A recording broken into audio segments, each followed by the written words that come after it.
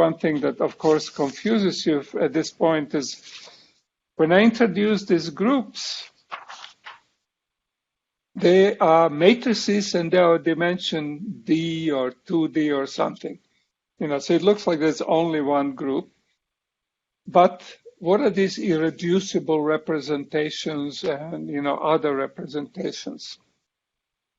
And that's one of the stumbling blocks. I totally agree with you. It's one of the stumbling blocks of learning group theory.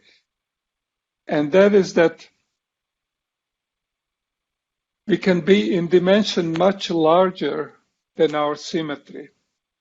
So for example, we have already done it, but we haven't thought of it in this, very general way.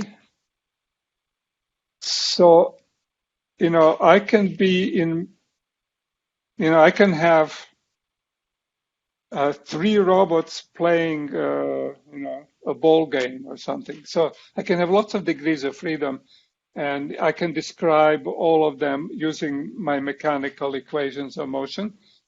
And then I come in and say, look, this should be turned around this way so it faces east. So I just rotate the whole flow. So now what happens is I have a group which is called special orthogonal group in 2 dimensions, meaning is I'm just rotating length in the plane. And this plane is, in a very large dimensional space. So if I apply to my system, I have to rotate everybody.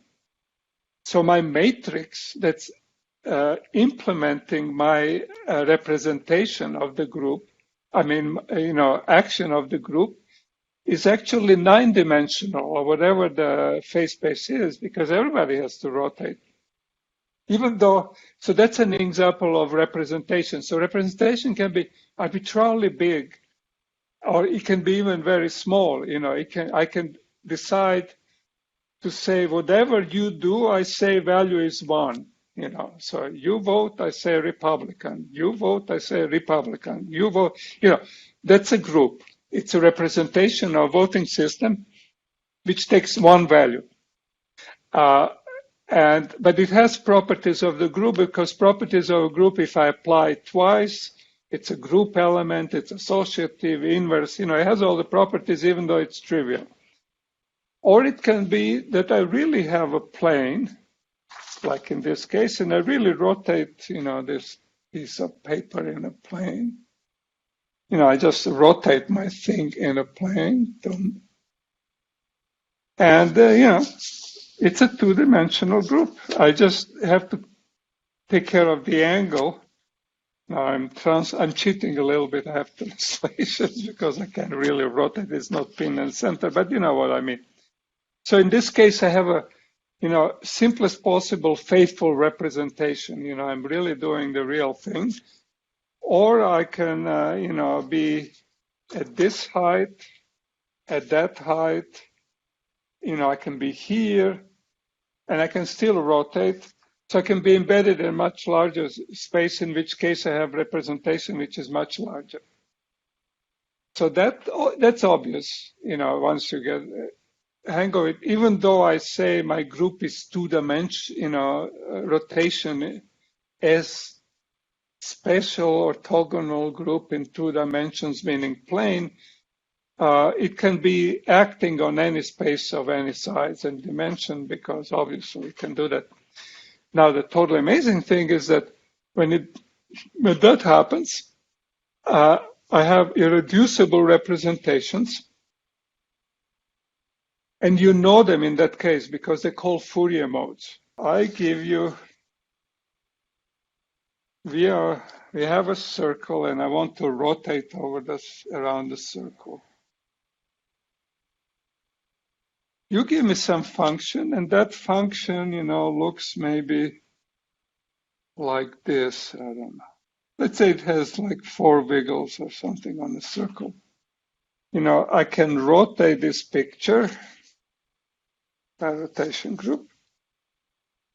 But if I write it in terms of Fourier modes, then what will happen is that for the fourth Fourier mode, the one that has naturally 4 bumps on it, or it has in the phase it says e to the 2 pi over number of points times 4.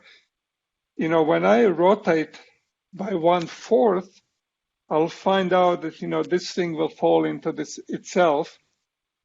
So I'll find out that I have a representation, two-dimensional representation of the group. So what Fourier modes do, they're a different number, they rotate at different speeds. I take action of the group can be I rotate, I go with theta from 0 to pi and I just rotate by 2 pi.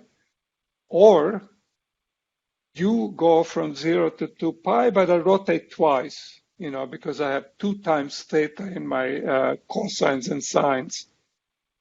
So what it does is your original function gets written as a sum of components, two-dimensionally reducible representations, sines and cosines, and they rotate at different speeds, and they don't mix up. So these are irreducible representations. So use them all the time when you do this with Fourier modes. You've always been doing it because the function had more structure. I had more wiggles or more oscillations in it when you're trying to decompose some function into its components by number of wiggles per rotation. And that's what Fourier modes did. And, under linear actions of the group, they don't mix up. They're irreducible. You can make them smaller, but you can't make them bigger either. So that's easy notion of irreducible representation. It's so easy that nobody tells you that Fourier modes are irreducible representation because it's kind of. But then you do this thing when you allow yourself not only to rotate but also to flip. Now, rotation and flipping are different operations. So, rotation has a direction. Flipping turns clockwise into anti-clockwise.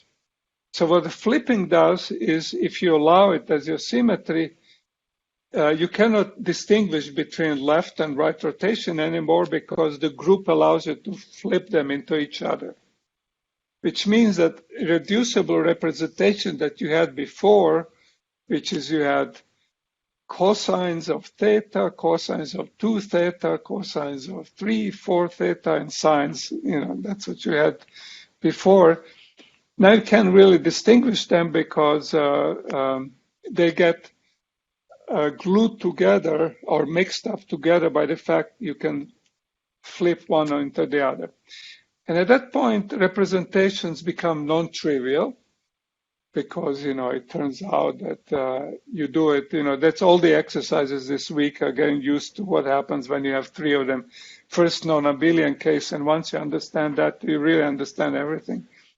But what happens is, there's some combinations of your components which are the fully symmetric, fully intersymmetric, they're always one-dimensional. But then you have higher dimensional spaces because, this new operation has made system more symmetric. It's put more constraints on it. So you have fewer possible behaviors. And that means fewer classes, and you have fewer irreducible representations. So that's, the big deal about finite groups. And then that carries itself off also into continuous groups. So the rotations will also have all kinds of representations in 3 dimensions, not just in 2 dimensions.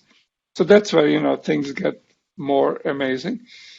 And then, what really gets also amazing is you come to me with some, 27-dimensional space in which I'm rotating in 3 directions. I have rotation group S of 3.